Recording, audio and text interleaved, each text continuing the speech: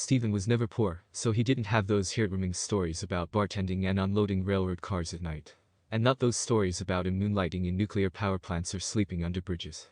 Before he was in the movies, Steven was rich. He had his own film club, which wanted different producers and heads of Hollywood studios. That is, he got into a great movie because of good acquaintances. Acquaintances, however, were not at the top, so that Steven had to sweat a lot. Since initially the actor was tearing up the ass and other places for the pictures which starred. It paid off. What was it called? Hard work and perseverance. Here, well, a little familiarity, or a lot. Steven rose through the Hollywood Olympus very rapidly. It took him only 4 years and 5 films to get into the list of the highest paid actors. The first work in the movie for the actor was the action movie Above the Law. To get a role in this film, Seagal had to demonstrate the level of his combat training. Management studio Warner Bros. Were horrified to see Steven rascated 30 students in the ring with his Aikido school. Citizens were so impressed by Cigal's dominance over multiple sparring partners at once that they immediately agreed to sign him for the lead role. Steven later admitted that it took him several days to produce this performance. After the success in cinemas of the film Above the Law, there was a real explosion of Aikido in America. Realizing that he would now be unable to work in film and school at the same time, Steven sold out all its assets. Actor long and painstakingly chose the script for his second film, for he wanted something that has not been. That's how the movie was born, in which Seagal is killed. After which he lies in a coma for 7 years to pull himself together. Success was phenomenal. Steven woke up famous on a $10 million budget. In the US alone, the box office brought in 50. If you count inflation, it would have been a movie with a budget of 20 million and grosses under 100 these days. Somewhere off to the side, quietly crying Keanu Reeves in his John Wick. 2 more years of successful work by the actor followed. These are the action films Marked for Death and Out for Justice. Marked for Death, by the way, was recognized as the most violent action movie of Steven's career. The Rating Organization of America recognized it as the most violent film of 1990, and it is still shown to all of us cut version, so as to get the desired rating. The creators from the picture caught a lot of broken arms, legs and necks. In general, each new film actor collected in cinema's box office, exceeding the final result of the previous band. In this respect, the only comparable to Seagal is the rise of the well-known Belgian guy. Perhaps it was the ease with which Steven has achieved international fame, and played a cruel joke with him. The beginning of the end for the actor was the biggest box office movie Under Siege. After he earned in cinemas $160 million, Steven Seagal had a star disease, which often leads to unfortunate consequences. It is especially dangerous when coupled with a very difficult character. Seagal had just such a character. After hitting the big screens in Under Siege, a big fan of spectacularly breaking the legs and arms of various villains, he suddenly decided to become a great director as well. Well, a talented person should be talented in everything. In this quest, Steven was supported by 2 Hollywood studios. 20th Century Fox offered Seagal a movie, Man of Honor. The film was to be a typical Steven movie.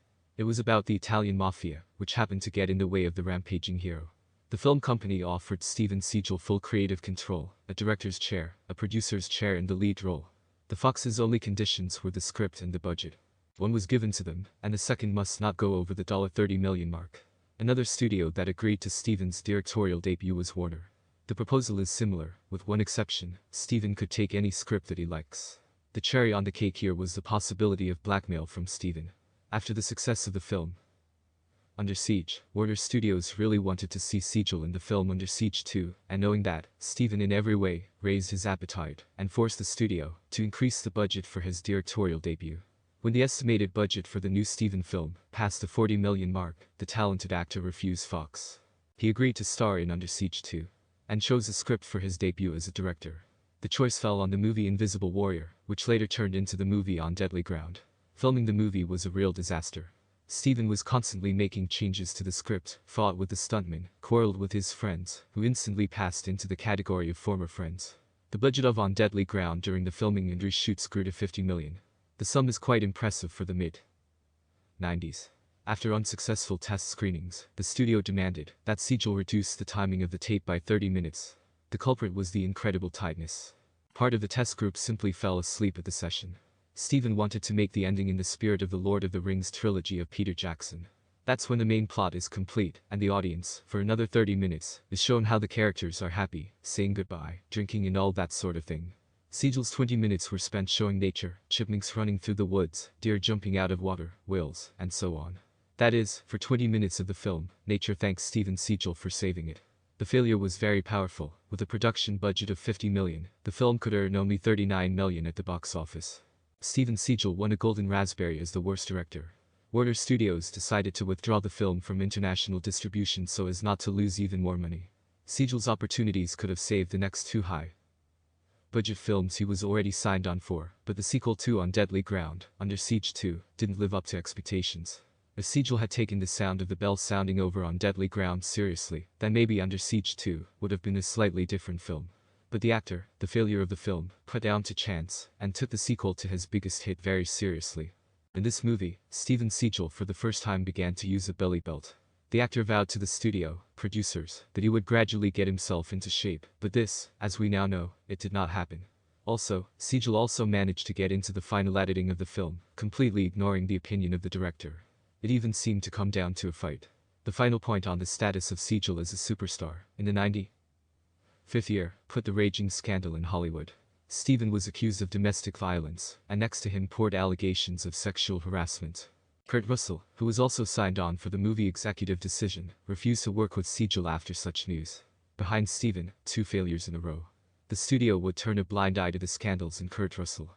But, the stars aligned differently, and Steven Seagal's character was quickly killed off and John Leguizamo's role greatly expanded. The whole snowballing thing has severely crippled the actor's career. He no longer starred in big-budget films. Other films with his participation went to failure one after another, and 5 years after the release of On Deadly Ground, Steven moved to the small screen, from which he managed to get out only once, in a film by Robert Rodriguez, Machete. Like Van Damme, Steven was ruined by an inflated sense of self-importance. Realizing where his career was headed, Steven stopped watching himself, and by the end of the 90s, did not fit in the screen. I know that Steven is not considered an actor, and is ridiculed for his acting, but somehow it was much more enjoyable to watch him in the frame than most of the current actors who are considered great talents. Charisma is, after all, very important in movies, and Steven had it. Thank you for your attention, subscribe and stay tuned.